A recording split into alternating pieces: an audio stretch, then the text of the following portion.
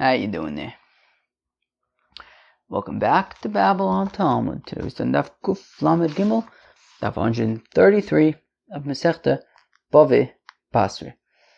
Alright, well, the first half of this daf is kind of like stuff about like inheriting stuff, and then I guess so is the second half, but we start getting into like this like Agadita kind of stuff until like at the end of the daf gets a little bit easier, which is nice. Alright, we're going to start on daf Kuf Lamed Beis, Amud Beis, on the first of the wide lines. On daf Kuf Lamed Beis, Amud Beis, first of the wide lines. Auda Amalu, Falgalevras, Vitilsa Leitos Beferi.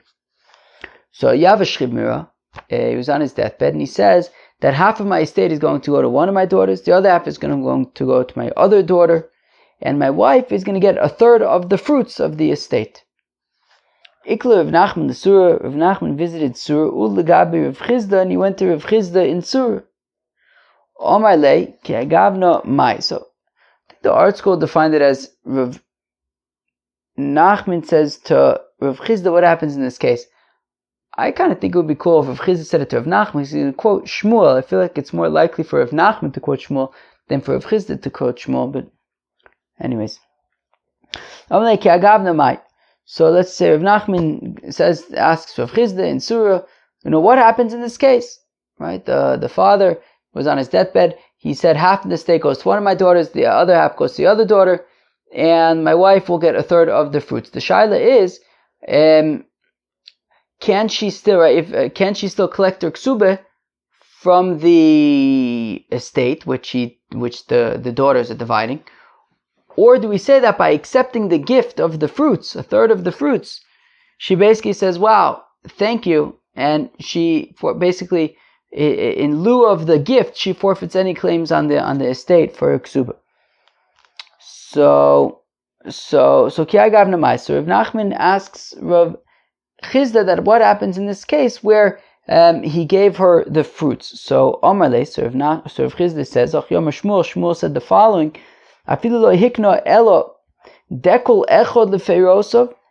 even if all he had given his wife was one palm tree for its fruits of the ksubasa, she receives that palm tree in lieu of the meaning she receives that palm tree, and then she doesn't have any claims on the ksuba anymore once she receives that gift of the palm tree. Omar lay, but then Rav Nachman responds to Rav Chizda, Shmuel, also that when Shmuel says that, Hosum da'akni lo begufa da'ara, that's because she's receiving property, she's receiving a tree, she's receiving property, and she's receiving, right, not just fruits, but fruits that come from a particular tree, and she's getting the tree, so therefore by receiving the tree and actual property, since she is accepting that in lieu of the collecting the ksuba from the rest of the property, right? As we had seen at the end of the daf yesterday, I'm just backing up like 5 lines before it gets wide. Kivin shasah shutif ben abonim of the ksubasa, that if she becomes a partner among the children, so then she receives, basically as a partner, she basically forfeits any other claims. She just receives the portion that she receives. But hacha peirahu, but Rav Nachman points out to Rav Chizda that here she's not receiving property, she's receiving just rights to fruits, but she doesn't receive any of the estate itself. So Amalei, so Rav Chizda responds, metaltale ko amat. You're talking about metaltalin? Metaltale vade le kamina. No, I wasn't talking about metaltalin. No, if the estate is being divided in half among the two daughters, and all she is getting is fruits, no property, well then she could still make a claim against the estate for her ksuba. Auda Omar Lehu, Shchibmira says, Tilsa Livras, Vitilsa Leitos. Okay, a third of my estate goes to one of my daughters, a third of the estate goes to my other daughter, and the final third of the estate goes to my wife. Okay, so in that case, she bets him as a partner, she receives what she receives. She receives a third of the estate, but she doesn't have any claims against the rest of the estate for her ksuba. So now, okay, fine, that's that.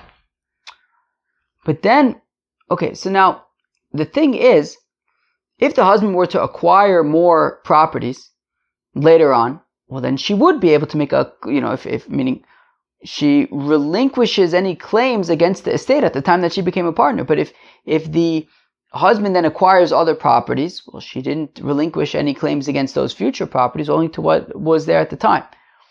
Now, what now happens, though, is that one of the daughters dies before the father dies, even though it's a shriv mira. One of the daughters then died. So what happens to the third of the estate belonging to that daughter who's now dead? Well, the father's life, so he inherits that property. So the shaila is, can the wife make a claim against that third of the property which now reverted back to the father? Can she claim ksuba from that third? Right, so again, right, it says the Gemara, last line of the daf, Shchiva chada mi bante, one of the daughters died, and now her property reverted back to her father. Savra papi lemeimer lo shakla elatilsa. So papi thought to say, look, she can only receive a third of the estate, meaning the wife received a third of the estate, and by receiving the third of the estate, she relinquishes any other claims to be made on the rest of the estate. And even when one of the daughters dies and the property reverts back to the father, still she can't make any claims for the ksuba from that portion of the estate. Amar Rav Kahana, but then Rav Kahana says to Rav Papi, Ilu hadar kani milo shakla, if the father would have purchased now new property, the wife would have been able to make a ksuba claim from that property. So v'chein the ilu hadar kani shakla ashtanami shakla. So just like if new property would have come to the father by purchasing new property, she would have a claim. She could claim her ksuba payment from that new property. So also when one of the daughters dies and the property now becomes the father's once again, and now he has this property that he didn't have before available to him, so she would be able to make a claim from that ksuba claim from that property as well. Now the palginu nichse li'itse ulivane. So if a guy divided up his property among his wife and his children, okay, so if his wife is a partner, so she relinquishes any claims to the rest of the estate for a ksuba. Shayir chad dikla, but Hitaka left out, he excluded one palm tree. Azoi. So the entire property minus a palm tree was divided up among the wife and the kids. So Ravina thought to say, Leislo elo chadikla. So Ravina thought to say, okay, well, she can collect her ksuba from that one palm tree. Omerle Rav Yemer le Ravina, but Rav Yemer says to Ravina, if she can't make a claim from the rest of the property, because by becoming a partner she relinquished any claims, well then chadik lenami leisla. Well then she can't make she relinquished any claims. She can't make a claim from that palm tree either. Rather, migo de nochta ledikla nochta nami lechul nichse. Rather, since she can make a claim from that palm tree, so she can also make a claim from the rest of the property as well. Right? She can make a claim from that property, from the palm tree, because she figures, all right, I'm receiving my portion of the estate. There's still that palm tree that I can collect from, right? So I'm not going to say anything about the rest of the estate right now, because after all, I can collect from the palm tree. Let's just see. We'll evaluate the palm tree. We'll see how much comes out to. If it's enough to cover my ksuba, so then there's nothing to worry about. So why should I make a big deal out of it right now? But since she has a claim on the palm tree, she can also, if there's still outstanding ksuba to be paid, so she'll make the claim from the rest of the estate as well. Amar Avuna says, Avuna shchiv mira shekosav kol nechosav leacher. Okay, so if you have a shchiv mira, somebody's on his deathbed, and he writes all of his property to somebody. So Rowan, so we take a look. Im ro'ui li yosho, if this person is somebody who is fit to inherit him, for example, a son, notlan mishum yerusha. So this son will receive the estate as a yerusha, as an inheritance. Ve'im. Now, if this is not somebody who is set to inherit the shchiv mira, notlan mishum matana. So let's say it's a friend, so he'll receive it as a gift, not as an inheritance. So Amalei Rav Nachman, Rav Nachman says to Rav Huna, Ganva ganuve lo melach, why are you being so sneaky? Why are you being so vague and unclear, non-transparent? Isvir lach Rabbi Yochanan ben Broka. Look, if you hold like Rabbi Yochanan ben Broka, Ema halacha Rabbi Yochanan ben Broka. Just say so. Say that halacha is like Rabbi Yochanan ben Broka, that a person can bequeath his estate to one of his sons, even though he's got others. He could bequeath it to one of his sons, like Rabbi Yochanan ben Broka says. Dash might say Rabbi Yochanan ben Broka, because after all, what you're saying is in line with Rabbi Yochanan ben Broka. So just Posh should say the halacha is like Rabbi Yochanan ben Broka. Who the Azla. So Dilma ki ha ka amart. Maybe Rav Huna, what you're saying is thus. There was a person who was dying. Va'amru lay, and they said to him, Nechasi laman, who should your estate go to? Dilma leflanya, should it go to Flanya? Va'amru el laman. He says, who else should you give it to? Nice, good Jewish answer. Answer a question with a question. Ve'amart lon. Allah, and Rav Huna, you said to us about it, in that case, if Planya is fit to inherit this dying fellow, so he accepts it as a Yerusha. Otherwise he accepts it as a gift. So Rav Huna says, yeah, that is what I was talking about. So what's the difference if this person were to receive the estate as a inheritance or as a gift? So Sover Ravada bar Ahava coming to Rava Lemeimer. So Ravada bar Ahava was before Rava, and he thought to say, well, Imroi liyorsho, well, if this person is fit, if Planya is fit to inherit this dying person, well, then Almanos and Nizonis Minachosov. Well, this dying fellow's widow, so she is entitled to be supported, to receive food and sustenance, and have her food paid for by the estate. So if this Planya person is somebody who is fit to inherit this dying person, so then the widow would be able to receive her mazonis from the estate, from the inheritance. But if Planya is not a relative, it's simply a gift, well, then that makes it nechasim mishubadim. And the widow would not be able to claim her mazonis from that property, right? If the husband gives, right, because we learned, I believe, in Masechta Gittin, that it's one of the tikkun olams, that when so a person's property is meshubah to the ksuba, but not to the mazonis, because the mazonis, can go on for quite a long time, right? If a person dies, let's say young, his widow could be claiming mazonis for decades. So, if she's just going to keep on going after anybody who bought property from her husband while he was alive, so it's like ein ladavar sof. So therefore we say that she cannot collect from the chos mishubadim. So if he sold it or gave it as a gift, so that's the difference. So if Planya is let's say a son who's going to inherit him, well then the widow can claim mazonis from that estate, from the property after the person dies. But if it was given as a gift to somebody else, well then it's nechas mishubadim. She can't claim from that other person her mazonis. Omerle Rava, but Rava says to Ravada bar Ahava, Migara Gara, I don't understand. But the position of the widow is weakened if it's given as a gift to the other person because of matnas shchivmira. Meaning, what's going on over here?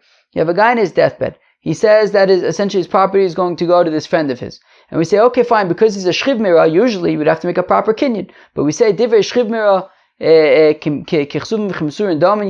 going to get, I think we're going to get more into it in like a little bit more than a week in Misha Meis. I think we're going to get more into it. But Betzin the Chacham said, that in the case specifically of a Shchivmira, so when he says, whatever he says, kind of we run with. But Mida Oraisa, you'd have to make a kinyan. So I don't understand what's going on over here, because meaning that's what the Gemara is saying. Hashta b'Yerusha de'oraisa amar tamanosun nizonos min chasav.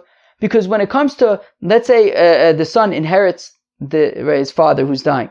The son inherits the father.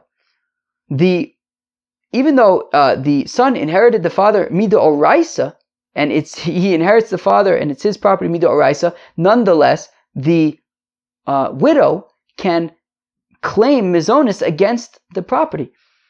Now, when this other person who the dying fellow instructs to give his estate to is not receiving it as an inheritance, he's receiving it as a gift, and that gift is only midirabanan because of his concept of matna shchivmira, which is only he only receives it midirabanan. So then certainly the strength of the widow would be able to, the widow would be in a position to be able to collect her mizonis from that property. If she can collect it from her son who's inheriting it midoraisa, certainly she can collect it from somebody who only received it midirabanan. So again, migora agora, are we saying that in this case, if this planya was not a relative, now she's unable to collect her mizonis? What is she, in a weaker position? Hasha b'Yerusha d'oraisa amar tamanos nizonos min chasav. By Yerusha d'oraisa, we said that the widow can collect from his estate. Certainly, when it comes to a gift midirabanan, the widow would be able to collect from it. So Ela Amar Rava, rather Rava says, Kiddushalach Rav Acha bar Rav Avia, it's like Rav Acha bar Rav Avia sent that L'divrei Rabbi Yochanan ben Broken, Nichosai Lach v'acharecha leploni, that if a Shchimera says that my property is first going to, my estate is first going to go to so-and-so, and then afterwards to so-and-so. Imay Rishin Roi Liyarsho, Ein Lasheni b'mokim Rishin Klum. Well, if so-and-so number one is somebody who would inherit him, for example, his son, well then, after the son dies, it would not continue on to so-and-so number two. She'en loshin matona ela loshin Yerusha, because this is not a gift to so-and-so number one, it's his son, it's a Yerusha. Yerusha ein lo hefsek, and Yerusha doesn't kind of stop and jump some other place, meaning, once his son, so-and-so number one, inherits the estate, well, it's his, and when he dies, it'll go to his son. It's not going to now jump to this other person, to the second person. So therefore, the point being that the big difference between if planya is a relative or not is that, well, if the dying person had said, well, after planya is going to come another person, well, it depends. If planya is a relative, well, then it won't go to the other person. It will go to the relative's children after the relative dies, or whoever's next in line. But if planya is a friend, is a random person, well, then, yeah, after that person dies, it can move on to the next person. Amalei Rav Nachman, Rav says to Rav Nachman va'afsika, what do you mean that the Yerusha doesn't skip? But he's saying that I want it to go to the first person and then to the next person. So Husavar Yesh Le'efsek, well, because the benefactor, the bequeather, the Schivmira thought that it can jump from one to the next. However, in reality, Rachman Amar Ein Lo Hefsek, the Torah says that it cannot jump from one to the other. You have a Schivmira who says, Nichosai loch v'acharecha lefloni, that my property will go to you, and then afterwards to so-and-so. V'rishin ro'oi liyarsho, and so-and-so number one is, let's say, his son, somebody who's fit to inherit him. So I have a shochiv rishin, and now so-and-so number one, for example, his son, died. Also sheni katova, and now the second person will come and says, okay, well, now that he's dead, says v'acharecha leploni, I should now be able to receive it. Sover Rav Elish Kame de Rava Lemeimar. So Rav Elish was before Rava, and he thought to say, Sheni Namishaka. Okay, so let the second guy also receive it. Let them split it. Let them split it. To which Rava says, compromising judges who I guess don't know the halacha and instead just try to make a compromise without giving a definitive ruling. That's the kind of ruling that you're giving. You're saying, all right, just let them split it. All right. Where am I? Is this not what Rav Acha bar Rav Avia sent? That Davka, since it went, since the first person was Roy Liyorsho, was like his son, for example. When his son dies, it would go to his son or whoever was next to inherit him. It would not go on to the next person. So Ichsif. So Rav Elish got embarrassed because he figured that, oh no, Rava must think that if I was going to, if I messed this up in front of him, Rava's going to assume, oy vavoy, what does this Elish guy, what does this Rav Elish guy do when I'm not around? He must be making huge messes all over town. So Kari Ole, so Rava says, no, don't worry. Ani Hashem bi'ita achishena. I am God. I come just at the right time. Meaning Rava says, look, the fact that I caught this just now, Hashem sent me just at the right time. I know that you never messed up in any of the other places, because if you would have messed up, then he would have sent me then. The fact that this happened in front of me was bashert, it was min hashamayim, and I came just at the right time. I know that you don't normally just mess things up. You're a good guy, Rav Elish. You're a good guy. Says the Mishnah, if somebody just writes off his entire estate, he's got kids, but he writes off his entire estate to his friend, and he doesn't leave anything for his children. Also, okay, what he's done is done. He gave his estate gave his entire estate to his friend. He didn't leave anything for his kids. But the spirit of the sages is not, does not rest upon him, is not cool with him. The spirit of the sages is not cool with what he did. Rav Shimon Gamliel says, but if his children were shtickle nudniks, then he Taka did a good thing. Taka did a good thing. Says the Gemara, so Reb Shimon Gamliel says that if his children were a bunch of shlemazels, so then he did good by giving it away to somebody else. That's what Reb Shimon Gamliel said. Did the Chacham agree with him? Tashma coming to Yosef ben Yoezer. I assume that this is Yossi ben Yoezer. I assume it's the first of the Zugis, in the second Beis Hamikdash. Hoyeloi ben, he had a son, Shaloy Noi Kashura, who was being a shmendrik. Havalei Elisa the Dinrei. Now Yosef ben Yoezer had a pouch of golden dinars. Come Aktisho, but he says, look, I don't want my shmendrik son to inherit my golden pouch. So he made it hektish to the Beis Hamikdash. Ozel Nosef Bas, well, this shmendrik son went and he got married. Godil, Ozel Nosif Bas Godil Klile Diane Malka, the person who would fasten the kings, the crowns or the wreaths for King Yanai. Olida Divisu, and she gave birth. Zovin Lo Binisa, and Yosef ben Yoezer's son, cut open the fish. Right, so he bought a fish. Kare, and he cut open the fish. Ashkach ba Margalisa, and he found in it a jewel. I think a pearl, a jewel. Let's see, what does it say over here? A jewel. He found the jewel. Omra lay, so his wife says to him, Lo tamtie lemalko, so don't bring it to the jewelers of the king. The shakli lo minoch b'dmei klile, because they're going to undervalue, they're going to rip you off. Zil amtie legabe gizbari, go and bring it to the temple treasury, and they will tell you the actual value of this jewel. And don't evaluate it yourself. Don't go there and say, oh, I bet it's worth this amount. Because, saying something is for hekdesh at a certain amount, it's like you basically, selling it for that amount. Let them tell you how much this jewel is worth. Amtie. So he brought it to the Beis Hamikdash and the treasury, Shamua, Betleisrei Elisa de Dinrei, and they said that this jewel is worth 13 pouches of golden dinars. Amrile, but the treasury said to Yosef ben Yoezer's son, Sheva Ika Shisleka, look, this jewel is worth 13 pouches of gold dinars, but in our treasury we only have 7 pouches. We're missing. We don't have the remaining 6 pouches to pay you in full. Amalu, says to them, Shava Avuli, okay, fine. If you have 7 golden pouches, all right, that's not bad either. I'll take that. Shis Harein Mukdashus L'Shamayim.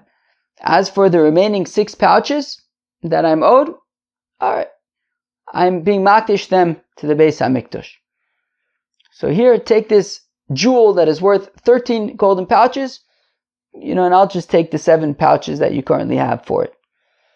Amdu v'chazvu. So then they got up and they wrote, Yosef ben Yoezer ichnis achas, that Yosef ben Yoezer donated 1 golden pouch to the Beis HaMikdash. Uveno, his son, hichnis sheish, he basically donated 6 pouches to the temple treasury, because he basically waived the outstanding 6 pouches that the jewel was worth.